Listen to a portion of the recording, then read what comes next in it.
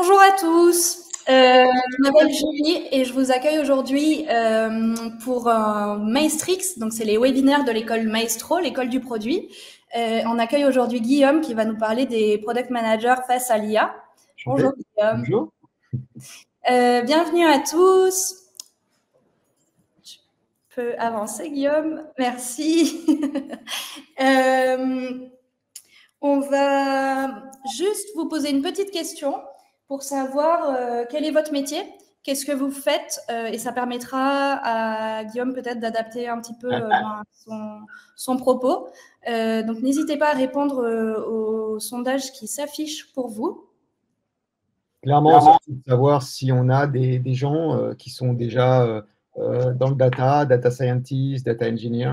Ça me permettra de savoir si je pousse un peu sur certains wordings ou sur certains. Enfin, là, il y a des choses plus techniques. Ça me permettra d'adapter. Super. Eh ben, moi, je vous reprendrai à la fin pour prendre toutes vos questions. N'hésitez pas à les poser dans le chat. Vous pouvez aussi réagir à ce que dit Guillaume, évidemment. N'hésitez pas à communiquer entre vous, à dire aussi, à donner aussi vos opinions. Et pour tout ce qui est questions plus larges, etc., on prendra à la fin du webinaire. Moi, je vous retrouve aussi donc à la fin pour vous présenter un petit peu plus Maestro et les programmes qu'on propose de product management et de nos codes. Et je laisse Guillaume commencer. Eh bien, merci Julie. Alors, je suis très heureux déjà d'avoir l'opportunité de vous parler de ce sujet qui me passionne, évidemment, celui des product managers face à l'IA. C'est un gros sujet, mais je vais me concentrer sur le profil et le rôle particulier que peuvent avoir un PM dans un environnement de produit IA. Alors, avant de commencer, je vais vous parler un petit peu de moi en quelques mots, hein, je ne vais pas trop m'étendre. Alors, j'ai débuté ma carrière il y a une vingtaine d'années dans le produit physique. C'est assez particulier. Grosso modo, j'ai passé environ les 3 quarts de ma carrière en grand groupe, un quart en start-up. Je dois l'avouer, un tiers de mon temps quand même en mode projet, hein, je confesse, et 2 tiers en mode agile, évidemment, quand même, ce qui m'a amené amené à développer une véritable culture agile et puis mener ma transition vers le product management, comme on dit. Alors, je travaille dans j'ai touché à pas mal de choses, le retail, le e-commerce, l'assurance beaucoup, la deep tech, la health tech plus récemment, sur des produits hard, soft, de l'application mobile, du SaaS et puis de l'IA, bien sûr. Alors, en ce qui me concerne, j'ai commencé à m'intéresser à la data. Enfin, quand je dis je me suis commencé à m'intéresser, c'est très fortement à la data en 2017. Puis en 2018, j'ai eu l'opportunité d'être admis au sein d'une grande école pour suivre un programme en data science pendant 1 an. Et puis, j'ai terminé en réalisant un POC dans le domaine de l'affective computing. Alors, aujourd'hui, on parlerait plus simplement d'IA émotionnelle. Et le résultat a été assez spectaculaire. Et bon, je vous en parlerai, ça fera l'objet d'un use case plus tard. J'ai participé ensuite au lancement d'un projet industriel dans ce domaine avant de rejoindre le secteur de la santé, puis de travailler alors à la fois sur du développement SaaS mobile et puis sur un important projet data IA aussi appliqué au parcours de soins. Voilà un petit peu grosso modo et sans prendre trop de temps les grandes lignes du parcours. Donc, pour rentrer dans le sujet, je vais dans un premier temps vous décrire, alors assez brièvement, parce que ce n'est pas le sujet principal, mais donner un petit peu l'état du marché produit en France pour faire quelques liens économiques aussi. Ça permettra de contextualiser l'émergence d'une nouvelle spécialisation de produits qui va nous concerner aujourd'hui, c'est les fameux AIPM.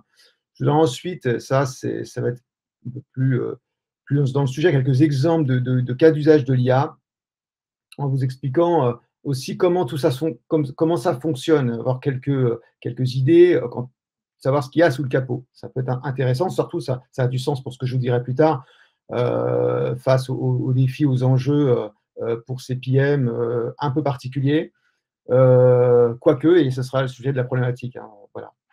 Donc, on va débuter. Alors, sans grande surprise, j'ai envie de dire, vous le savez, il y a quelques années encore dans la tech, on pourrait dire l'argent coulait à flot. Voilà. Je caricature à peine, mais quoique, les 2 KPI principales de bon nombre de startups et de scale-up, c'était la quantité de fonds levés et puis le nombre de salariés. Voilà, en gros, alors fallait avancer vite, fallait continuer d'accélérer et puis pour ça, fallait investir. Mais en fait, ce que nous a rappelé en mars 2023 la faillite de la Silicon Valley Bank, c'est qu'il y a un time to market, mais il y a aussi un time to money. Et donc face à ça, l'argent, il est pas seulement devenu plus rare, mais maintenant, il doit être investi différemment dans le but d'un retour, en fait, à plus court terme dans l'entreprise. Et vous avez sans doute entendu parler, la rentabilité, sans grande surprise, est devenue un petit peu l'objectif numéro 1 des startups et des scale-up. Et fatalement, sur l'emploi, et en particulier pour les product people, bah, ça a été immédiat. Globalement, les entreprises sont devenues plus exigeantes et puis bah, les recrutements plus sélectifs, c'est normal. Et dans le produit, bah, aujourd'hui, ce qu'attendent les entreprises, bah, c'est un profil spécialisé ou expert, hein, disons-le clairement. Les profils généralistes, bah, c'est un peu fini, mais donc il y a 2 raisons à ça, et ça découle de ce que je viens de dire. C'est que premièrement, la plupart des entreprises, en fait, elles ont fait le plein durant ces années, durant cet âge d'or, voire le trop plein pour certaines. Et elles recherchent simplement, bah, maintenant, un petit peu les compétences qui leur manquent. Elles vont aller pick up ce qu'il leur faut. Et puis deuxièmement, le product management, bah, en quelque sorte, est arrivé à maturité. Il y a des profils spécialisés qui ont naturellement émergé. Alors, on parle couramment de product designer, de product marketing manager, les fameux PMM. Et la tendance s'est poursuivie. On parle maintenant, on commence à parler de product ops, des data PM, et puis même, je vois de temps en temps le terme cyber PM. Voilà. Puis il y a des profils experts sur un secteur aussi, sur une techno en particulier, parfois sur une phase de croissance aussi. Voilà, donc c'est tous ces profils qui sont chassés à présent. Voilà un petit peu pour le contexte. Mais à côté de ça, le PM, et ça, vous avez sans doute rendu compte, bah, il doit être capable de démontrer son impact sur le business. Parce que justement, rentabilité oblige, et un PM en entretien de recrutement bah, doit pouvoir dire, là aussi, c'est à peine caricatural, mais combien il va faire gagner l'entreprise. Et c'est là que certains profils tirent leur épingle du jeu, bah, à commencer par les IPM, simplement parce que l'IA aujourd'hui, bah, ça possède une forte traction business, ça, on le sait. Si vous êtes un bon opérationnel du produit, que vous avez acquis un savoir-faire technique en data IA, bah, c'est un petit peu le Graal pour l'entreprise parce que vous n'êtes plus une charge financière, vous allez rapporter de l'argent et parce que vous êtes un doueur, en fait. Hein. Donc voilà, c'est pour ça qu'il existe aujourd'hui une forte demande de PM spécialisés en IA. Et maintenant, la question de savoir, c'est de quel produit on parle, en fait. Hein. Donc, je vais vous présenter quelques exemples dans différents secteurs. J'ai essayé de brosser un peu large, mais pour essayer aussi parfois de rentrer un petit peu dans le fonctionnement, voir un petit peu en pratique, c'est quoi l'intelligence artificielle, de quoi parle-t-on quand on parle de ça, au-delà du mot un peu balise qu'on utilise tous, en fait. Hein. Alors, Blue Dot, c'est une entreprise canadienne qui a développé un système d'IA qui est capable de détecter, d'évaluer en continu ce qu'on appelle un risque d'émergence infectieuse dans le monde. Donc, je pense que vous ne la connaissez pas. Et pourtant, cette entreprise a prédit avant tout le monde la propagation de plusieurs virus. Je lui ai mis un petit peu lesquels. Donc Ebola, Zika, Covid-19, plus récemment, et encore plus récemment Mpox. Alors, en 2022, il y a eu une épidémie en Afrique de l'Mpox. On n'en a pas parlé, parce que ça n'a pas touché le monde entier n'était pas forcément en état de vigilance sur cet épisode, mais ça a été un fait qui a été identifié. Donc les clients de cette boîte, bah, c'est des organisations nationales de santé publique, évidemment, des labos pharmaceutiques, parce que bah, ça leur permet d'anticiper des besoins vaccinaux, par exemple, c'est logique, hein, pour pas qu'ils s'y prennent au dernier moment, des grandes entreprises, parce que les grandes entreprises, bah, souhaitent préparer justement à l'activation d'un plan de continuité. On a vu un petit peu à quoi ça pouvait ressembler au moment, hélas, du Covid. Donc en termes de business model, là, vous l'avez compris, c'est du lourd. Alors, comment ils font? C'est la bonne question. Comment ça fonctionne sous le capot? C'est ça qui est un petit peu intéressant maintenant. Vous ayez une petite idée de ce qui se trame derrière.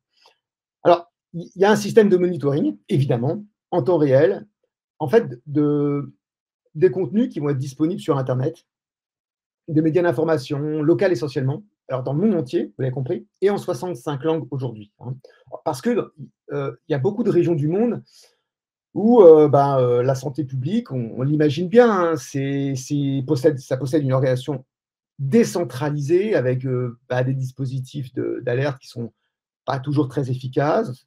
Et par contre, il y a les bruits qui courent dans les villages, il y a des descriptions écrites qui apparaissent dès les premiers cas. Et en fait, c'est ça que va capter Blue Dot. Blue Dot scanne en continu et elle va analyser cette information en temps réel, en fait. Et pour traiter ça, la technologie qui est utilisée, c'est une technologie qu'on appelle text mining.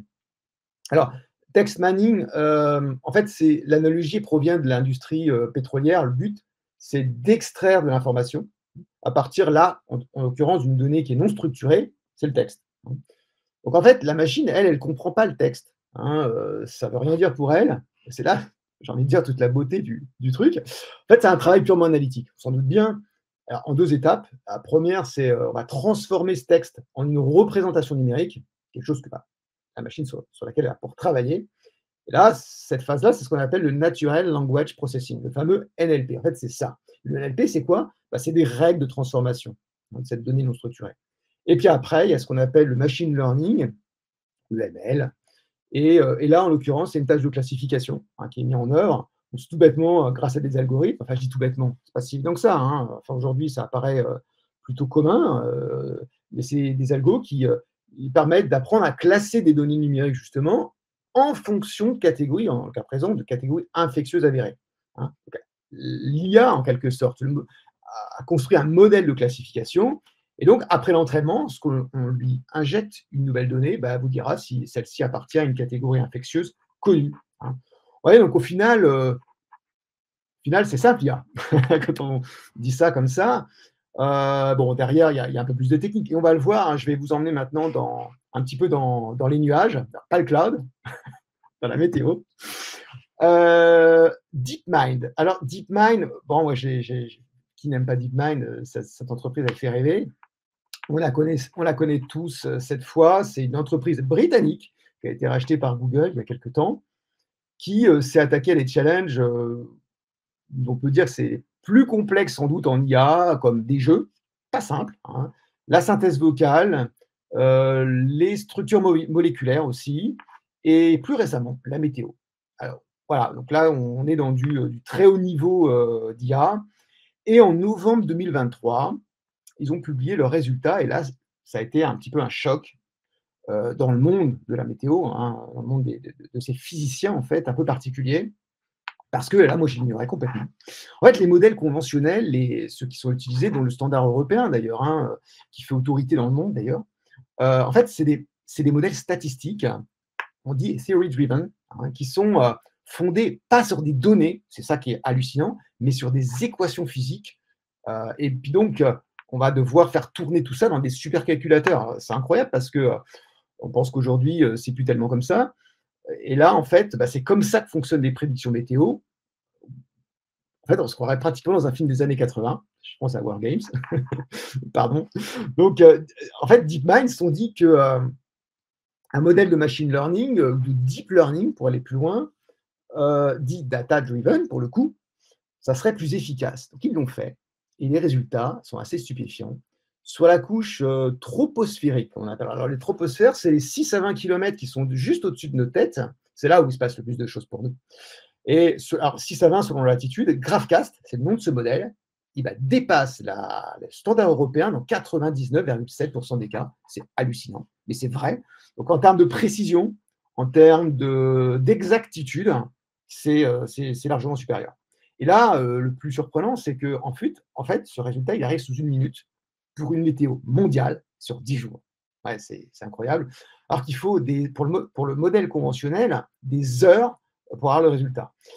Donc, et ça sur une seule unité de calcul qu'on appelle un TPU, au lieu de ce fameux supercalculateur. Donc, alors là, par contre, l'apprentissage, lui, il a pris 4 semaines, mais bon, c'est le prix à payer. Donc là, ça tient justement à la complexité de l'algorithme qui a mis en œuvre, qui a été mis en œuvre ici, et puis surtout à la quantité de données.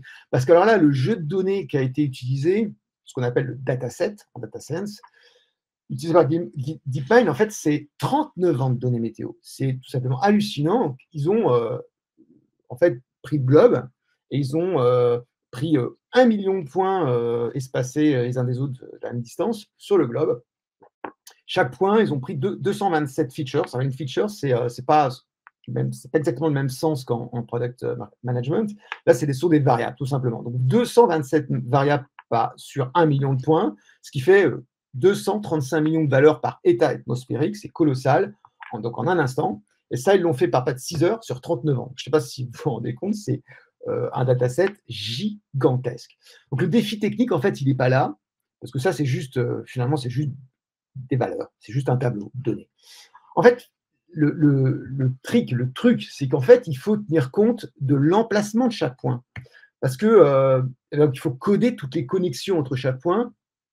Parce que la météo, en fait, par nature, c'est des phénomènes qui se propagent. Vous avez sans doute entendu parler de l'effet papillon. Donc, si on ne tient pas compte de ça, on n'a rien compris, puis on passe à côté, puis on n'a rien. Quoi. En résultat, on a tout faux. Ça ne marche pas. Quoi. Donc, en fait, comme dans l'exemple précédent du NLP, où il fallait transformer un texte en une représentation structurée, là, DeepMind a fait un peu la même chose, mais d'une façon complètement différente. Ils ont utilisé une architecture de données qu'on connaît bien en data science, qui est très, très utilisée dans plein de domaines, la biologie, les télécoms, l'énergie aussi, on va parler des smart grids. C'est l'architecture en réseau qu'on appelle les graphes. Et un graphe, c'est au fond, conceptuellement, un réseau de points reliés entre eux, et on modélise toutes les dépendances entre ces points, de proximité, lointaine. Et en fait, pour se représenter un petit peu ce que c'est, dans votre tête, pensez au degré de séparation sur les réseaux sociaux. En fait, on est tous éloignés les uns des autres au travers des chaînes. C'est pour ça qu'on dit je suis éloigné de 2 degrés, 3 degrés, donc de 3 personnes, de 2 personnes, et ainsi de suite.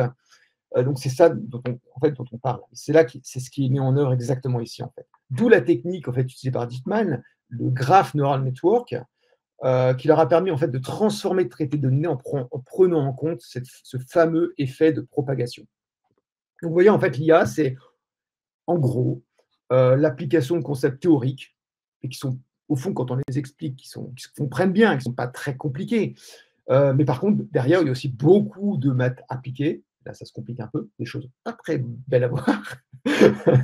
Et tout ça, on l'a codé, ça s'appelle des algorithmes, et après, c'est du calcul, en fait. Voilà, je simplifie à l'extrême, mais globalement, c'est ça derrière la mécanique.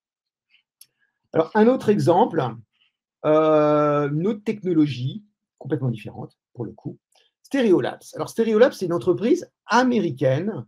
Je vous en parle parce que j'ai eu la chance de discuter avec la CEO il y a quelques semaines. Alors, son bureau est à New York, mais c'est une Française. Et toute la R&D et la production sont en fait localisées en banlieue parisienne, à Montrouge.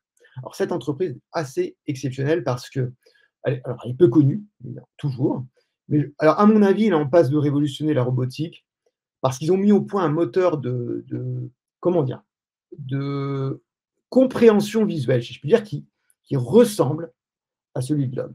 En fait, ils fabriquent les caméras. Donc, les caméras, donc là, dans l'exemple, c'est un robot, un humanoïde, comme on dit, mais ils peuvent équiper des robots non humanoïdes, donc des caméras, mais aussi, ils ont fabriqué, si je puis dire, conçu le logiciel d'IA qui s'appelle Terra AI, qui en fait est capable d'estimer pas mal de choses, la profondeur spatiale d'un champ visuel, détecter des objets en mouvement, des personnes, mesurer des déplacements lorsque le robot est en mouvement, avec une grande exactitude, et puis cartographier un terrain. Donc, il y a plein d'applications. Aujourd'hui, c'est mis en œuvre dans l'agriculture, dans des robots d'agriculture. Il y a beaucoup de clients aux États-Unis dans ce domaine-là. La construction, la logistique, et puis pourquoi pas demain dans l'exploration spatiale. C'est un peu là, à mon avis, l'avenir de ce type de techno. Bon, voilà. En gros, c'était vraiment un très beau projet et une très belle solution d'IA. Quelque chose de absolument différent maintenant. Behavioral Signals, c'est une entreprise américaine, mais la quasi-totalité de l'effectif, alors cette fois, il n'est pas en France, mais il est en Grèce. Et cette entreprise, toujours, très peu connue du grand public, et pourtant, sa techno se diffuse assez largement au travers de nombreux call centers dans le monde. Bah, je dis dans le monde, surtout dans les anglophones, parce que la techno, elle est basée sur ce type de corpus vocal, dans des domaines financiers, en banque et en crédit principalement, et puis des services commerciaux, et puis plus récemment, pour le renseignement. Alors, qu'est-ce qu'ils proposent? En fait, ils proposent des services de détection d'état émotionnel, ça je connais un petit peu, et des prédicteurs comportementaux au travers le signal vocal. Là, quelques résultats obtenus, alors dans le domaine financier notamment, le remboursement de prêts, 85 là, dans ce domaine-là, 85% de prédiction de remboursement, de la proportion à rembourser un prêt. Hein, vous savez que quand un client se fait un petit peu rappeler en direct parce qu'il n'a pas payé plusieurs mensualités, par exemple, il y a un recouvrement, un service de recouvrement, et puis voilà, il y a des gens au téléphone qui appellent des clients. Et là, ce type d'IA est en œuvre derrière pour détecter si le client sera capable, juste au travers sa voix, sera capable, dans quelle proportion il sera capable de tenir ses engagements. Donc c'est voilà, un cas concret. Hein. Dans le monde commercial, c'est pareil, on est capable d'estimer la proportion d'achat véritable d'un prospect. Hein, 82%. C'est quand même une prédiction, une accuracy, comme on dit, assez robuste. Et en call center, un cas d'usage qui est, je dis simple, mais assez intéressant, c'est qu'ils ont vendu cette solution pour créer un routage intelligent du client à l'agent disponible le plus compatible en fonction du style de communication et des états émotionnels respectifs des deux. Et là, une augmentation du taux de réussite forcément de l'agent face à la demande, baisse du taux d'escalade de l'appel et puis 10% de taux de satisfaction de clients en plus. Donc là, voilà, un vrai impact business sur une technologie d'IA. Un dernier exemple pour la route, Google encore. Alors Google, je reparle de Google, ce n'est pas DeepMind pour le coup, c'est vraiment Google. Parce qu'en fait, la nouvelle est toute fraîche. Ils viennent de publier cette actualité le 19 août dernier sur leur site internet, pour trouver, la mise à disposition de leur modèle Health Acoustic Representations, qui permettent de détecter, en fait, alors détecter, pour un data scientist, il dirait plutôt prédire une occurrence, mais bon, on dit détecter, classiquement, 33 maladies respiratoires, comme la tuberculose, juste au son de la respiration ou de la toux d'un malade. Et ça au travers le micro d'un smartphone. Bah, c'est juste génial en fait. Une belle application, un beau use case d'IA. L'API est déjà disponible sur Google Cloud, mais alors attention là, ce n'est pas un outil de diagnostic, hein, je le dis, parce que en fait c'est un modèle fondation. Alors, tout comme les LLM, vous avez entendu parler certainement, en fait, en quelque sorte, c'est des modèles bruts qui sont entraînés sur des quantités énormes de données de manière auto-supervisée. C'est-à-dire que là, en fait, vous ne dites pas à la machine ce qu'elle doit apprendre. Vous vous souvenez tout à l'heure, comme dans la tâche de classification, là, pour le coup, elle doit apprendre toute seule quelque chose, en se corrigeant elle-même, en fait, un petit peu comme le ferait un enfant qui découvre le monde. Et c'est ça, comme ça que sont construits les modèles aujourd'hui, les modèles fondation, dont les LLM. Et en fait, pour les enfants, vous vous souvenez des carrés, des ronds, des triangles à faire rentrer dans les trous, c'est un petit peu ça l'idée. Schématise. En fait, ces modèles fondation permettent ensuite, eux, de construire des outils à disposition du public. Et là, en l'occurrence, ces outils-là, ce sont ces outils qui seront commercialisés ensuite.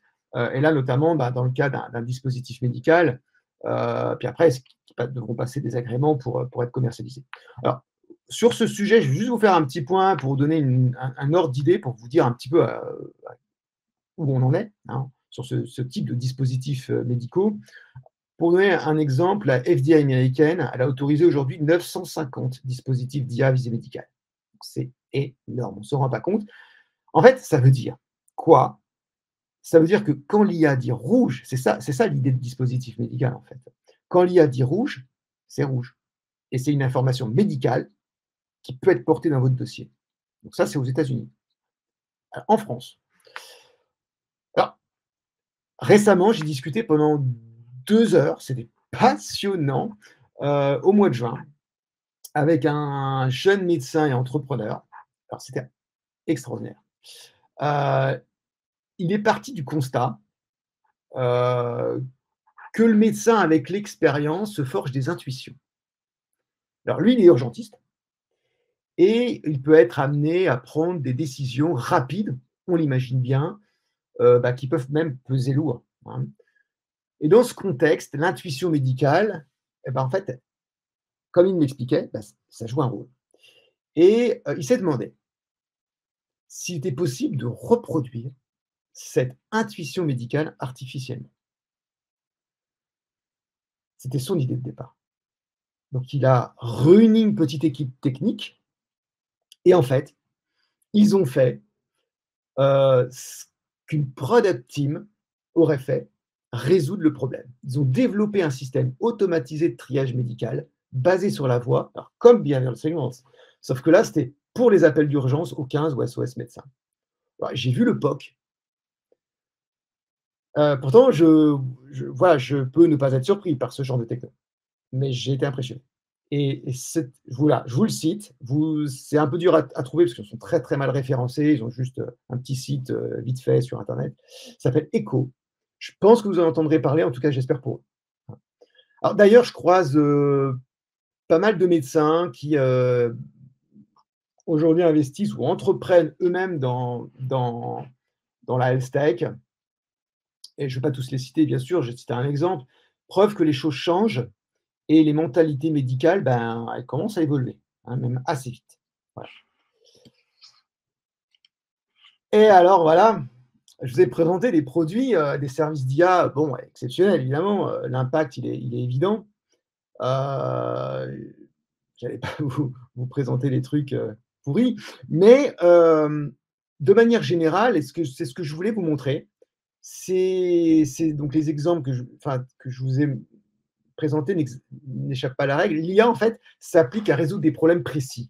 En général, dans la santé, dans la finance, dans le marketing, dans la robotique, la logistique, les transports, l'énergie, etc., etc. En fait, dans tous les domaines.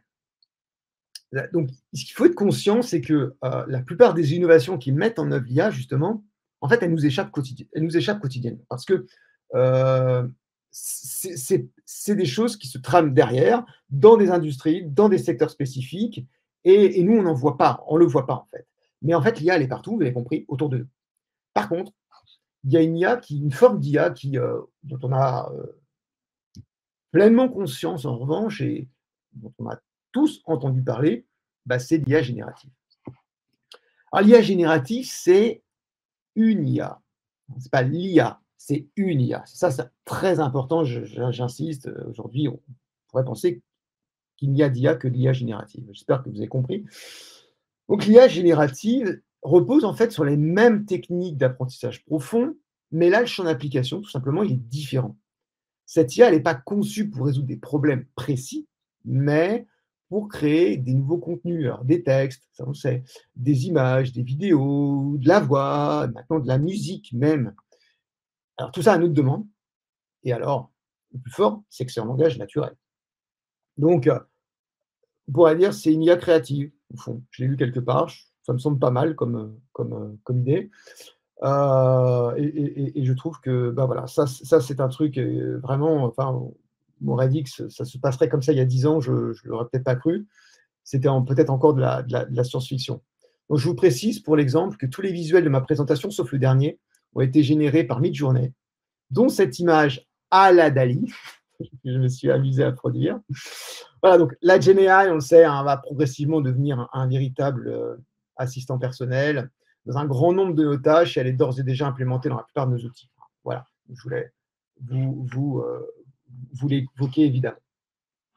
Alors, je voudrais dire que c'est une chose d'utiliser la GenAI comme une avancée technologique pour répondre à des besoins clients ou utilisateurs, mais c'en est une autre de développer nativement, on pourrait dire, de l'IA pour créer un produit. Et c'est là que je vois une différence entre les PM appliqués. Dans le premier cas, les PM, ils peuvent avoir un rôle non technique, enfin un profil non technique. Finalement, on ne fabrique pas d'IA, on fabrique des features. Et sous le capot, la GenAI, finalement, elle sera consommée au travers d'un fournisseur tiers. Je vous donne un seul exemple, Notion. On connaît tous, Notion, en fait, il utilise les services d'Anthropic et d'OpenAI. Par contre, dans le second cas, celui d'un IA natif, le design de la solution, qui est complètement différent. Là, il repose en grande partie sur des aspects techniques. On va se parler d'apprentissage pour la modélisation, de plateforme pour le workflow analytique, d'infrastructure pour le calcul. Et pour comprendre un petit peu ce que ça implique, chez OpenAI, par exemple, on recherche un PM, justement. Alors, ce qui est demandé, c'est un bachelor d'informatique, de mathématiques, de physique ou un équivalent, et avec une expérience technique, évidemment. Chez Anthropic, il y a 9 rôles de product aujourd'hui qui sont ouverts. Les intitulés, c'est Design Engineer, Head of Product Engineering, Software Engineer API Experience, Software Engineer Product.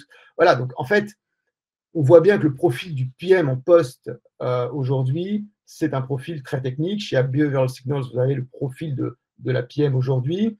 C'est pourtant pas une grosse boîte, c'est pas Google, c'est pas OpenAI, c'est 21 collaborateurs en tout. Et pourtant, c'est ultra technique et ultra spécialisé comme profil. Donc, en fait, c'est ce qu'il faut retenir. Les product people en IA aujourd'hui, ceux qui fabriquent l'IA, à proprement parler, en fait, c'est tous des techniciens. En fait, la raison est simple, c'est que ces PM, il doit avoir assez de compétences pour évaluer la faisabilité d'un projet, d'une solution, et puis participer aussi clairement au développement, du prototypage à la production, et puis de l'évaluation aussi à la fin. Et ça, sans compétences techniques, évidemment, ça va être un petit peu compliqué. Donc, ce qui fait que cette spécialisation, elle n'est pas facile d'accès. C'est un défi pour ceux qui se passionnent pour l'IA, qui souhaitent y travailler, je sais.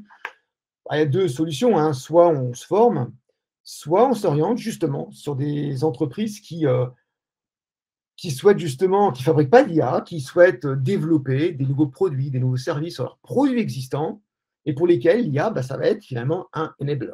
Hein. Et pour ainsi dire, toutes les entreprises aujourd'hui. Je vais y revenir. Donc, même si vous avez le background et que vous voulez mettre les mains dans le cambouis en tant que PM, là, pour le coup, vous pourrez vous orienter vers des producteurs d'IA.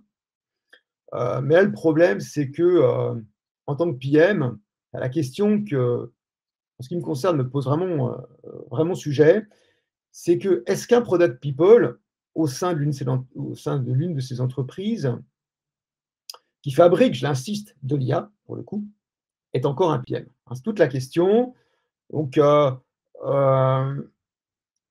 pour le coup, la mission elle est très technique et vous avez vu les profils recherchés. Alors, c'est des exemples, mais c'est une vraie question. Puis, il n'y a pas que ça. Pour avoir souvent échangé avec des CEO et très récemment avec l'un d'entre eux, l'exemple, il était assez marquant, en fait. Ça m'a marqué. Mais lui développait une solution d'IA en santé aussi. Ce n'est pas le jeune médecin dont je vous parlais. C'est quelqu'un d'autre. Et en fait, sa définition du produit, elle se réduisait autour de la roadmap, des spécifications. En fait, je caricature à peine, mais pour lui, l'essentiel, c'était son produit. Quelque part, un défi technique. C'est réaliser techniquement quelque chose qui fonctionne et passer une validation de dispositif médical. Ça, en fait, c'est un projet technique. Et comme je dis toujours, ceux qui me connaissent le savent, un projet technique, c'est pas mal a priori. J'en ai fait beaucoup, je continue même, mais c'est pas du product management. Et il ne faut pas en faire une généralité, bien sûr. Ce que je veux juste dire, c'est que le risque est assez fort en tant que PM, dans ce contexte, finalement, de faire que du projet technique. Et là, ça peut être très frustrant, évidemment. Alors encore une fois, j'insiste, c'est dans des entreprises qui fabriquent, qui produisent de l'IA. Donc, pour en revenir à notre médecin, en revanche, celui d'Echo. Donc, lui, ce n'est pas un product people. Mais il a, en fait, sans le savoir, tenu ce rôle de first PM dans sa propre boîte. Je l'ai laissé parler, et en fait, il m'a décrit sans doute ce que le meilleur d'entre nous aurait fait.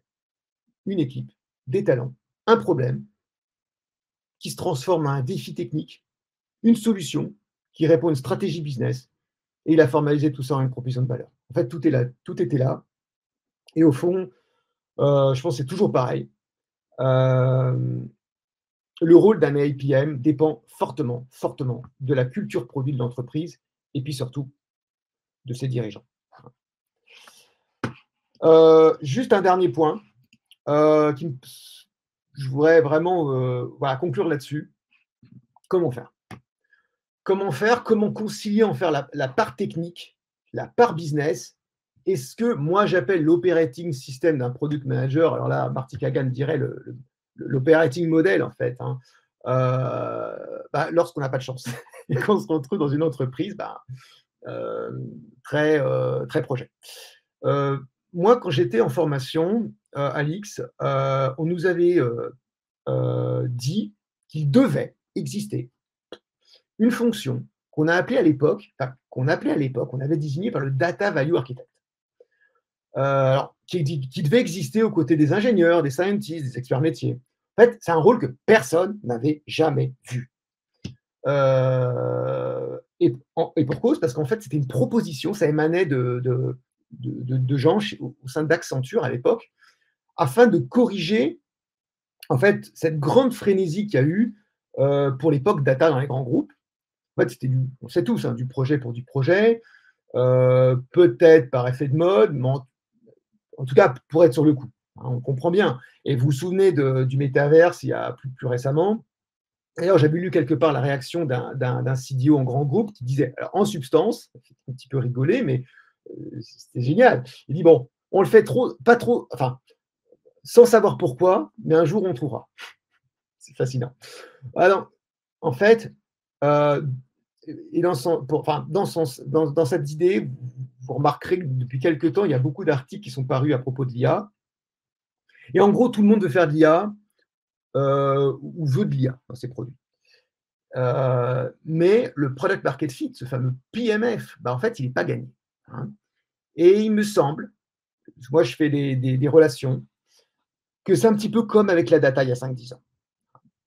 Et alors peut-être, j'aimais l'hypothèse et je conclurai là-dessus. Peut-être, je dis, peut-être que arrêtons de faire des projets et puis recrutons des PM. Je m'adresse aux entreprises.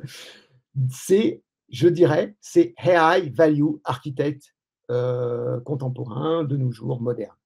Voilà pour moi l'enjeu primordial de ce rôle dans les années qui viennent, qui permettront de développer des IA, développer l'IA au sein de nos produits, de nos solutions, sur des solutions valuable, comme ils disent, et viables dans le temps. Voilà un petit peu ce que j'avais à vous dire aujourd'hui. Merci beaucoup, Guillaume. N'hésitez pas à poser toutes vos questions dans le chat et puis on va les prendre tout de suite. Juste un petit mot sur Maestro. Donc, c'est nous qui hébergeons cet événement qu'on appelle les Maestrix. C'est des événements très réguliers confiés sur plein de sujets qui sont en lien avec le product management ou avec le no-code. On fait une semaine, notamment en septembre, en collaboration avec le Ticket. C'est toute une semaine où le thème, ça va être qu'est-ce qu'on attend d'un PM aujourd'hui et qu'est-ce qu'on attend d'un PM, qu'est-ce qu'on attendra d'un PM demain. Je vous invite à aller regarder, peut-être qu'il y a des sujets qui peuvent vous intéresser. Chez Maestro, donc nous, on est une école, on est à l'école du produit. On propose des formations de product management et de no-code, des formations en distanciel et en présentiel. On a des formations en présentiel en full-time, donc qui durent 7 semaines, et des formations en distanciel qui durent 14 semaines pour le product management et 12 semaines pour les formations no-code. Si ça vous intéresse, on va vous envoyer un sondage tout de suite pour vous demander si vous êtes intéressé par la formation. Chez Maestro, la particularité, c'est qu'on a beaucoup d'intervenants différents qui viennent, qui ont des profils très différents, qui travaillent dans des entreprises aussi différentes de toutes les tailles, ce qui permet d'avoir une très bonne vision à la fin de ce qu'est le product management au global, disons, d'avoir une bonne vue globale et de bien comprendre les enjeux qu'il y a dans ce métier pour pouvoir ensuite s'orienter vers ce qui correspond le plus à chaque personne. Notre particularité aussi, c'est que on mise beaucoup sur l'apprentissage par le faire, c'est-à-dire qu'on fait 20% de théorie, 80% de pratique, avec donc des apprenants qui travaillent sur des cas réels. Qui sont proposés donc par des intervenants qui vont proposer donc des problématiques produits qu'ils rencontrent dans leurs entreprises. Et les apprenants vont travailler dessus tous les jours, toutes les après-midi, en groupe, et feront les restitutions à la fin de leur travail. On vous envoie le petit sondage. Et sinon, si vous êtes intéressé par les Maestrix, par ce qu'on fait, vous pouvez nous retrouver donc sur LinkedIn, sur Meetup et bien sûr sur notre site internet. Et on va prendre vos questions tout de suite. Guillaume, on avait Thierry qui demandait comment l'IA peut-il faire du product manager en no-code ops, un product manager augmenté à l'instar de ce que propose l'IA côté applicatif prêt à l'emploi, donc santé, météo, relations clients, comme tu as présenté. Bon, en fait, je pense que quelque part, la réponse est quasiment dans la question. Alors, on n'en est pas là encore, c'est vrai. Même si aujourd'hui, il existe, alors pour ceux qui ont fait un peu de data science, des librairies un petit peu prêtes à l'emploi, hein, de modeling. Bon, moi, au départ, j'ai commencé comme tout le monde à travailler sur Scikit-Learn. Voilà. Et c'est vrai que c'est des choses assez faciles d'accès, assez faciles à implémenter, mais très vite quand même, il faut quand même coder, parce que c'est du Python, hein, donc il faut quand même faire un peu de code. Et pour l'instant, il n'y a pas vraiment d'outils. Alors, il y a des entreprises, en revanche, des entreprises qui ont compris les besoins. Et alors, les solutions existent déjà, hein, donc je vais répondre à Thierry, qui permettent, au départ, ça s'adressait plutôt à des gens qui veulent faire de la BI augmentée, hein, dans les entreprises. Et puis très vite, ils se sont dit qu'il fallait un petit peu plateformiser, un petit peu proposer des solutions d'IA, de data IA as a service, pour justement permettre d'accélérer les processus de développement d'IA dans des équipes qui n'ont pas forcément de grandes compétences techniques en data ou en IA. Bon, voilà. C'est quelque chose qui arrive. Alors, voilà, il y en a quelques-unes. Mais ces entreprises sont aussi confrontées. Il y a un article qui est paru récemment, je crois, du patron des Taïkou. En fait, il y a quand même un sujet lié autour de l'adoption de ces solutions, parce que les entreprises quand même commencent à percevoir que l'IA pour l'IA, c'est bien, mais voilà, au bout d'un moment, il faut qu'il y ait un sens business. Donc, accélérer les projets, c'est bien, mais j'en reviens à ma problématique, c'est qu'il faut derrière identifier des vrais usages dans les entreprises. Alors, quand il s'agit de transformer des processus, d'automatiser des tâches grâce à des nouveaux outils, finalement, c'est un petit peu l'idée d'une partie des solutions de Product Ops, hein, aussi. Ça a du sens et c'est mis en œuvre dans les entreprises. Mais là, en l'occurrence, peut-être que Thierry parlait de solutions d'IA au sens plus large. Et là, les entreprises sont encore assez timides. Mais je pense que c'est une question de temps. Je pense qu'il faut vraiment avancer sur ces questions de cas d'usage, sur ces questions de PMF, de sens business, à tout ça. Et puis, très clairement, les industriels, ils vont suivre, j'en suis certain. Et de l'IA as a service, je pense qu'elle est déjà là, mais elle va se développer encore plus. Je pense que ça serait une tendance, en effet. On a Vivien qui demande, est-ce qu'il ne peut pas aussi y avoir le PM qui, sans être forcément technique, cherche à tirer le maximum de valeur des solutions d'IA existantes? Mais je suis complètement d'accord. Je suis complètement d'accord. Je prêche moi-même, enfin, si vous avez bien compris, pour cela. Je dis à ces entreprises purement techniques qui recrutent finalement quasiment que des profils techniques. Alors, des profils techniques, et puis à côté, il y a quand même un service de marketing, de sales, etc. Mais ce n'est pas eux qui créent le produit. Ceux qui créent le produit ne sont que des techniciens de la data et de l'IA. Et je suis complètement d'accord. Moi, je pense qu'on devrait réfléchir la question comme on le réfléchit pour tout autre sujet. Et comme l'a réfléchi mon jeune médecin, Jean-Baptiste, qui, lui, tout seul, sans avoir une culture produit particulière, a pris le problème du bon côté, a réuni des équipes et a pensé produit, a pensé valeur, a pensé tout de suite, mais ok, je vais développer un truc, mais faut que c'est un sens, faut que je puisse le vendre, parce que sinon, faire un truc pour le truc, bah, ça devient un défi technique seulement. Ça devient un truc pour moi tout seul, et puis ma boîte, de toute façon, il n'y aura pas de boîte, ça ne se vendra pas.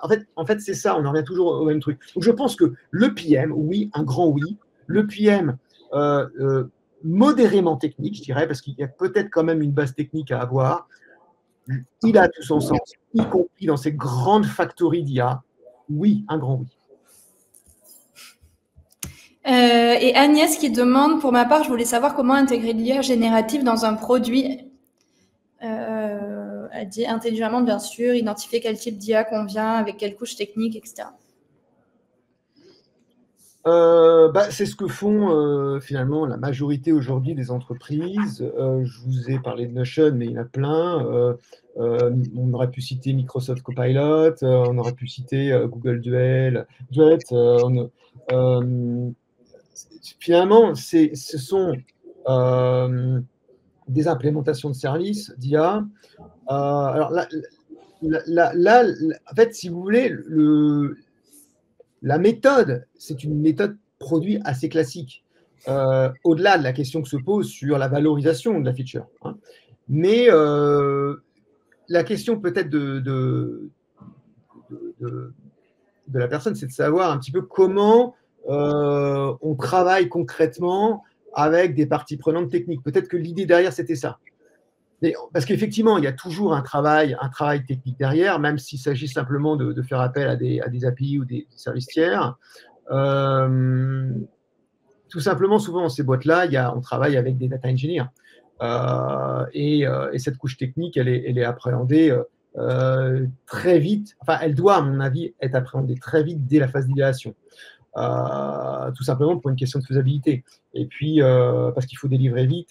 Après, c'est une question aussi de time to market. On le voit aujourd'hui, hein, tout le monde s'y met, il faut absolument être dans les clous. Après, voilà, en termes d'organisation, ça n'a pas véritablement de spécificité, en tout cas dans ce que j'ai vu aujourd'hui dans les entreprises. Moi, j'ai fait que de l'entreprise productrice d'IA. Hein. Je n'ai pas fait d'implémentation d'IA GenAI, mais il n'y a pas de caractéristiques particulières, si ce n'est des parties prenantes qu'on voit beaucoup moins sur d'autres types de choses, comme là, pour le coup, la data engineering qui arrive, parce qu'il va y avoir, ce n'est pas simplement qu'appeler un service, effectivement, il y aura en interne aussi un workflow de traitement de la donnée du côté de la solution cible. Donc, il y a quelque chose effectivement de spécifique. Mais c'est dans les rapports avec les parties prenantes. Merci Guillaume. Je pense qu'on est arrivé au bout des questions. Je vous ai mis mon adresse mail ici, comme ça, si vous avez des questions sur les webinaires, sur les formations ou même sur potentiellement le fait d'intervenir chez Maestro si vous êtes PM, vous pouvez me contacter donc à ce mail. Merci beaucoup Guillaume pour ton intervention. Merci pour cette présentation qui était très riche. J'espère que ça vous a plu. Merci à vous d'avoir participé et puis d'être resté jusqu'au bout. Je vous souhaite une très bonne journée à tous et à bientôt.